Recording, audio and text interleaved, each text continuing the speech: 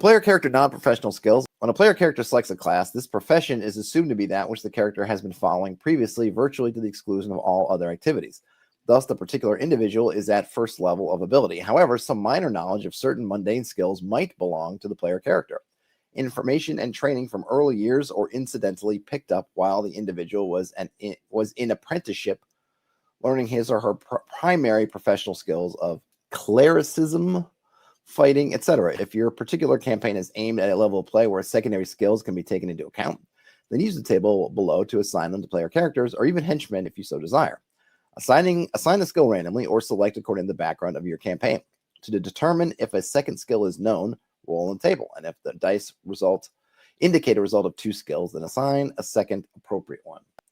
So we just get a bunch of secondary skills. So this is a little bit, right? I think one of the things, if you're playing from BX or depending, or your BX child, BX clone, BX or similar OSR game that doesn't have skills, I think that's one of those things you run into is, well, what about how do you measure that stuff? And you do, some people do X and 6, some people will do roll under attribute just for kind of your general stuff, but you can give them these secondary skills. We've got a whole list here. So when secondary skills are used, it's up to DM to create and or adjudicate situations in which these skills are used or useful to the player character. As a general rule, having a skill will give the character the ability to determine the general worth and soundness of an item, the ability to find food, make small repairs, or actually construct crude items. For example, an individual with the armor skill could tell the quality of normal armor. Whoops.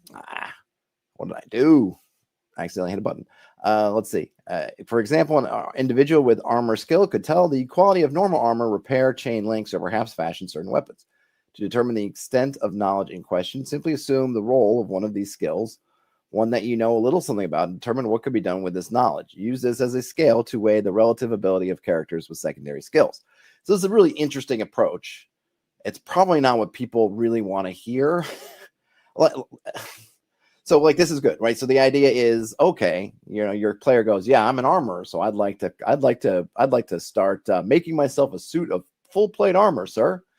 And so you as the GM can go, okay, well, this is a secondary skill. You've maybe dabbled a little bit. Now maybe I could look at a secondary skill that I in my life might possess. Oh, let's say, okay, I know a little bit about, I don't know, wood making, right? I can do a little bit of wood thing. I could make something simple. And now I say, well, now someone's asking me, can I make their house for them?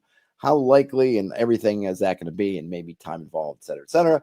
And so I say, well, and I can sort of use that as a guide to say, well, you know about you and your armor skill to plate mail is the same as me with my little bit of wood making, or I don't know, whatever. Was it even wood making? Is that even the name of it? Woodworking skill is to making a house, a wooden house, a cabin. Probably not very much, right? So that's how it goes. Now, that's great conceptually. In the middle of a game, might not be the best. It would have been nice to have some kind of role or some kind of mechanic to go along there. That's kind of how I would, if this came out today and that's what I read, I'd say, wow, that's kind of cool, but I get it. But man, would have loved well, here's a 1 in 6 or a 10% chance or something of that once, but we don't get that.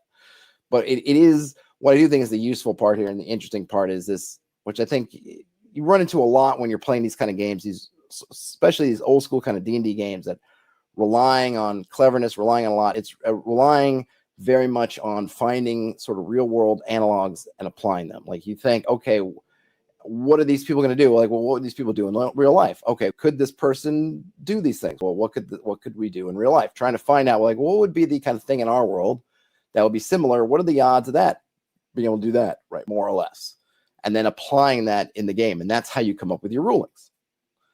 I mean, it probably would be nice if they said something like that, just like, hey, use your own. I think they probably do in some places. You know, you're basically applying the stuff from our world to that, as opposed to maybe what you would do in, say, 5th edition.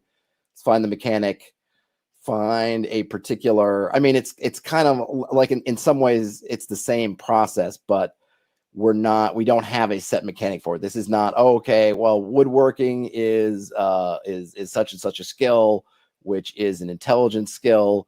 Now go to intelligence. Now I find the DC and so on and so forth, right?